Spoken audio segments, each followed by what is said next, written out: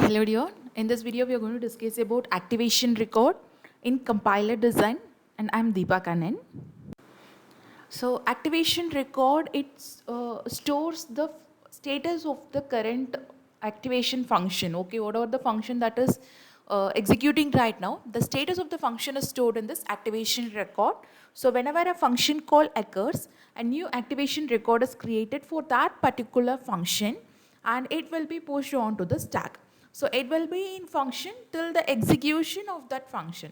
Okay, so once the procedure is completed and it is returned to the calling function, this activation function will be popped out of the stack. Okay, so in the activation record, we have few fields. Okay, so these are all the fields that are there in the activation record.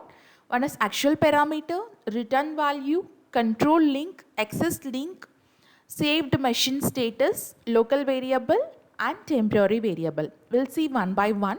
So first one is actual parameters. Actual parameters are the parameters that are declared in the calling function and that is passed to the function that is called right now. Okay, so we'll be passing the parameters to the function, right? So that value is called actual parameter. So that is stored in the first portion of this activation record. And the next one is return value. So whenever a function is executed, at the end, the result of the function will be passed to the calling function. So that return value is stored in the second portion of this activation record. Okay. Next one is control link. So control link actually denotes it is a link, a pointer that focuses on the activation record of the calling function. I'll explain with this with an example. Here two functions are taken. One is multiplication function. Inside multiplication function, add function is called. Okay, so for this multiplication function, one activation record will be created. Whenever a multiplication function is called, this activation record will be created. And while executing this multiplication function, this add function is called. For that, another activation record will be called. Now, in this activation record for this add function, you have a control link that focuses to the activation record for the multiplication activation record. Okay, so this is called control link. And next it is access link.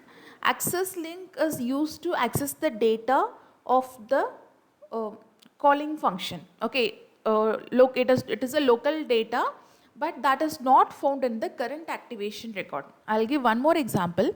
So here in the same example, you have a multiplication function. In the multiplication function, two local variables a and b are declared and you call the function add.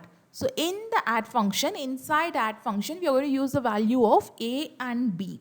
Okay, so that is local, but that is present in the activation record for multiplication function. So that value will not be there in this add function, but it is there in the multiplication function.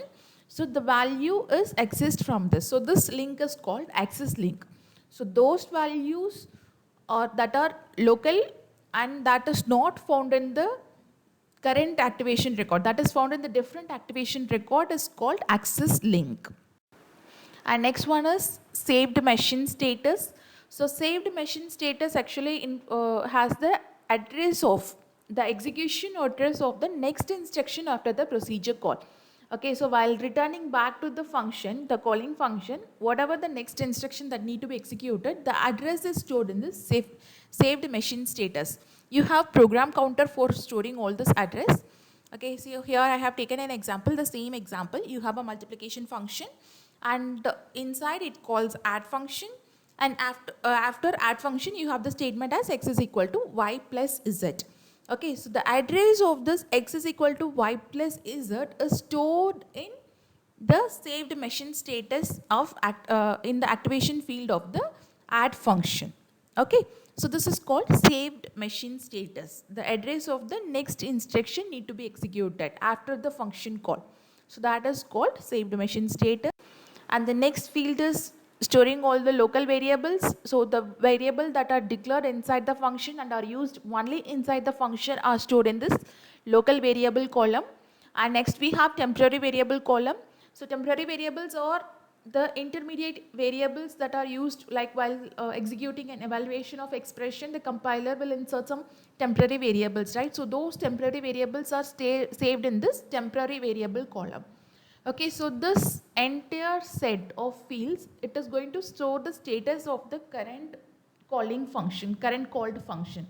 Okay, so after each and every procedure call, the activation record is created with all this field, and it will be in live until the procedure call.